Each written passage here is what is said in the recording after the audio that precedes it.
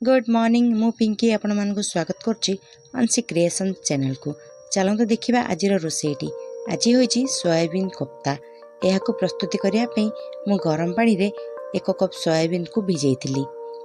जेतु छोटो सोयाबीन गुड़ाक थिला आपण माने बड़ सोयाबीन मध्ये व्यवहार करि परिबे। 10 मिनिट पर यह को चिपुड़ी एक ग्राइंडिंग जार रे 4 रु 6 कळा रसुण ऐड करी मु भल भाबे ग्राइंडिंग कर देइथिली। एहा परे सेथिरे आलू ग्रेट करी पकेइथिली। सिझा आलू सेथिरे नून कटा हवा पियाज लंका गुंड हळदी गुंड इत्यादि दे ताको भल भाबे हमें मिसेइ दबा। देखंतु वर्तमान मोर ग्राइंडिंग हे सारिछि।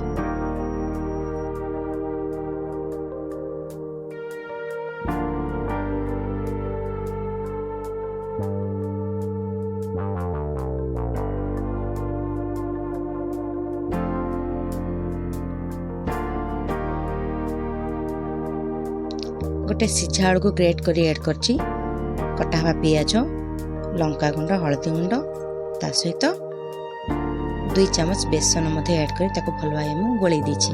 बेसनटा ऐड कले तार बाइंडिंगटा भल आसे। तापरे टिके तेल हाथ किबा पानी हाथ होई सेथिरो हमें छोट छोट बॉल्स तैयारी करिया।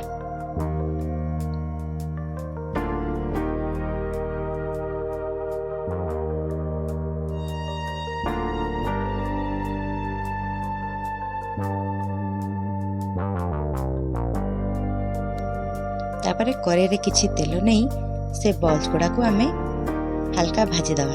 आपण माने याको छाणी मध्ये परिबे किंतु मैं अल्प सरस तेल देई से बॉल्स गुड़ा को धीर जाल रे भाजी दीची।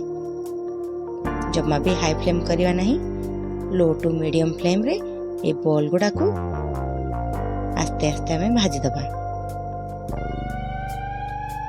ए बॉल गुड़ा कलर मध्ये बहुत सुंदर हिची। भाजिला पर यह सेमती खाया इच्छा होता आपण मैंने सेमती भी खाई पारे। देखंतु वर्तमान बॉल्स गुड़ाक लाल हो आसनी भाजी हो सारी। या भितर मु मसला मध्ये प्रस्तुत कर सारी। अदा रसुण और टमाटर पेस्ट बनी सारी। तापर पुणी तेल गरम करी टिके सोरस दबा। सोरस फुटी आसले कटा हवा पियाज ऐड करिबा। पियाज को भल भाबे संतुलिबा। पियाजटी लाल होला परे बटा हवा मसला को ऐड करिया। मु एठी तेजपत्र मध्ये खंड करिके देइछि। मसला बटार मु वीडियो करि पारनी किंतु पियाज रसुण टमाटो को मु एठी पेस्ट करछि। से पेस्ट को ऐड करी भल भाबे ताको हमें कसिबा। सब बेले जालटा को स्लो रखिबे, लो फ्लेम रे ही ए मसला को मु कसिची। मसलाटा को भल भाबे हमें संतुलिबा।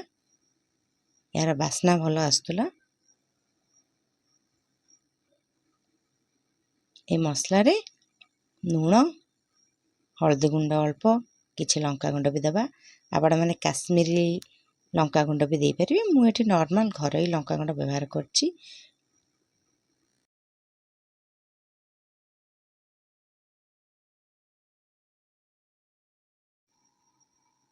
मसलाटा भल भाबे कसी हेबा परे अल्प पानी दे ताको आउ टिके समय पे छाड़ दीची।